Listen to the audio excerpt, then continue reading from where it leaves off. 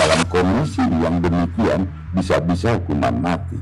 Kasus korupsi di tubuh Pertamina, sebuah entitas BUMN strategis yang mengelola energi nasional, saat ini telah mengguncang publik. Tak hanya karena nilai kerugian negara yang fantastis, tetapi juga karena potensi penerapan hukuman cabut nyawa bagi para pelakunya.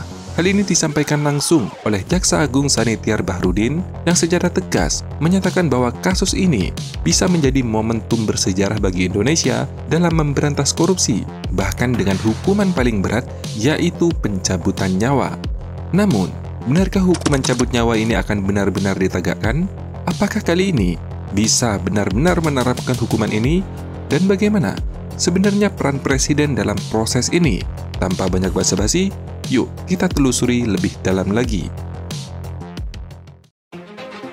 Pasal 2 Ayat 2 Undang-Undang Tindak Pidana Korupsi atau Tipikor menyebutkan bahwa hukuman cabut nyawa dapat dijatuhkan dalam proses kasus korupsi jika memenuhi syarat-syarat tertentu. Syarat tersebut yaitu di mana negara dalam keadaan bahaya, bencana alam sosial, pengulangan tindak pidana korupsi, krisis ekonomi dan moneter. Penjelasan pasal ini menunjukkan bahwa hukuman cabut nyawa bukanlah hukuman biasa, melainkan hukuman yang ekstrim yang hanya dapat diberikan pada situasi yang luar biasa. Ini adalah bentuk pemberatan hukuman untuk pelaku korupsi yang dianggap merusak sendi-sendi kehidupan berbangsa dan bernegara. Nah, untuk poin yang saya sebutkan tadi, untuk saat ini tidak ada satupun yang menggambarkan kondisi Indonesia seperti itu. Tapi, jangan buru-buru menyimpulkan. Pasalnya, setelah mendalami mega korupsi ini, ternyata Jaksa Agung Bahrudin menegaskan kasus korupsi tata kelola minyak mentah atau produk kilang pada PT Pertamina terjadi pada periode 2018 hingga 2023. Jadi, kemungkinan Pertamax oplosan yang beredar saat ini adalah stok lama, sekaligus menunjukkan kasus korupsi ini terjadi pada periode pandemi COVID-19. Nah, 2021, Presiden mengeluarkan Kepres nomor 24 tahun 2021. Berdasarkan Kepres ini, pandemi COVID nasional ditetapkan sebagai bencana non-alam yang masih berlangsung dan memiliki dampak luas pada berbagai aspek kehidupan, termasuk kesehatan, ekonomi, dan sosial. Ini menunjukkan bencana COVID-19 merupakan bencana nasional. Kata nasional adalah kata yang krusial dalam penegakan hukuman cabut nyawa bagi kasus korupsi. Karena jika hanya terjadi bencana saja, maka tindak pidana korupsi hanya dapat dikenakan sanksi pidana, paling singkat 4 tahun penjara dan paling lama 20 tahun penjara, serta denda paling sedikit antara 200 juta hingga paling banyak 1 miliar. Namun, tindak pidana korupsi dalam keadaan bencana alam nasional dapat diancam dengan hukuman cabut nyawa. Dengan demikian, kasus korupsi yang terjadi selama pandemi COVID-19 bisa dianggap memenuhi syarat untuk hukuman cabut nyawa, terutama jika korupsi tersebut memperburuk kondisi ekonomi dan sosial. Pandemi COVID-19 telah menyebabkan krisis multidimensi di Indonesia. Korupsi di sektor energi yang merupakan tulang punggung perekonomian tentu saja memperparah situasi ini. Jika korupsi ini terbukti dilakukan dengan sengaja untuk mengambil keuntungan pribadi di tengah krisis, maka hukuman cabut nyawa bukanlah sesuatu yang mustahil, bro.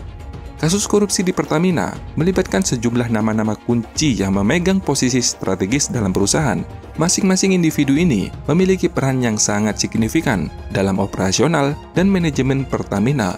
Sejauh ini, yang paling berpotensi mendapatkan hukuman berat berdasarkan perannya yaitu Rifa Syahan atau Direktur Utama PT Pertamina Patraniaga yang memiliki peran bertanggung jawab atas seluruh operasional dan manajemen Pertamina Patraniaga. Ini termasuk pengawasan terhadap semua aktivitas bisnis, mulai dari distribusi, pemasaran, hingga penjualan produk energi. Potensi keterlibatannya yaitu sebagai pemimpin tertinggi yang bisa dianggap bertanggung jawab jika terjadi penyimpangan dalam operasional perusahaan. Berikutnya, yaitu Sani Dinar Saifuddin, atau Direktur Feedstock and Product Optimization PT Kilang Minyak Pertamina Internasional. Perannya yaitu bertugas mengelola dan mengoptimalkan bahan baku serta produk kilang minyak. Ini mencangkup pengelolaan minyak mentah dan produk turunannya untuk memastikan efisiensi dan keuntungan perusahaan. Jika terjadi manipulasi dalam pengelolaan bahan baku atau produk kilang minyak, seperti penggalapan atau penjualan ilegal, Sandi bisa dianggap sebagai pihak yang bertanggung jawab. Keterlibatannya dalam skema korupsi ini bisa memperburuk situasi, terutama jika tindakan tersebut menyebabkan kerugian pada negara. Yang ketiga, yaitu Yoki Fernandi, di mana dirinya menjabat Direktur Utama di PT Pertamina International Shipping. Yoki Fernandi memimpin operasional sekaligus manajemen perusahaan pengiriman internasional. Ini termasuk pengiriman minyak mentah dan produk kilang minyak ke pasar global. Yoki dianggap sebagai pihak yang bertanggung jawab karena keterlibatannya dalam kasus ini bertanggung jawab atas proses pengiriman, sehingga penggelapan atau penjualan ilegal produk ke pihak ketiga berada di dalam pengawasannya. Yang keempat, yaitu Agus Purwono.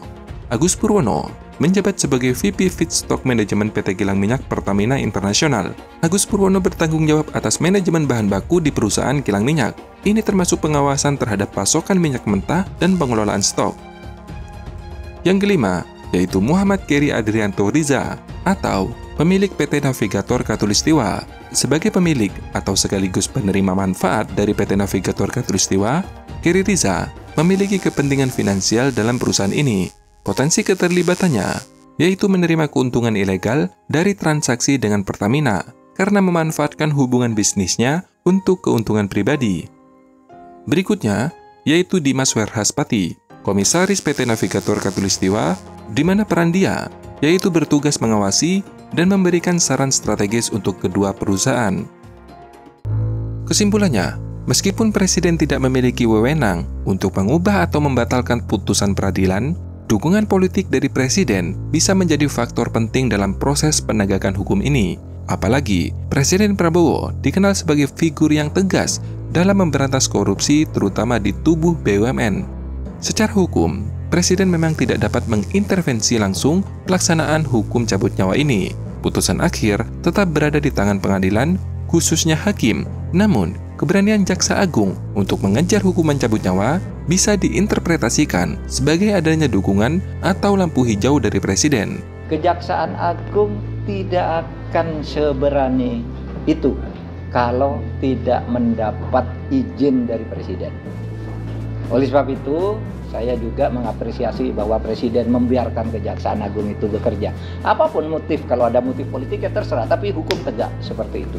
Kasus Pertamina ini memiliki potensi untuk menjadi momentum bersejarah dalam penegakan hukum di Indonesia. Penerapan hukuman cabut nyawa, jika benar-benar ditegakkan atau terjadi, akan menjadi pesan yang kuat bahwa korupsi tidak akan ditoleransi, terutama saat negara sedang menghadapi krisis. Namun, sekali lagi, semua ini bergantung pada keseriusan aparat penegak hukum, sekaligus keberanian politik dari pemerintah.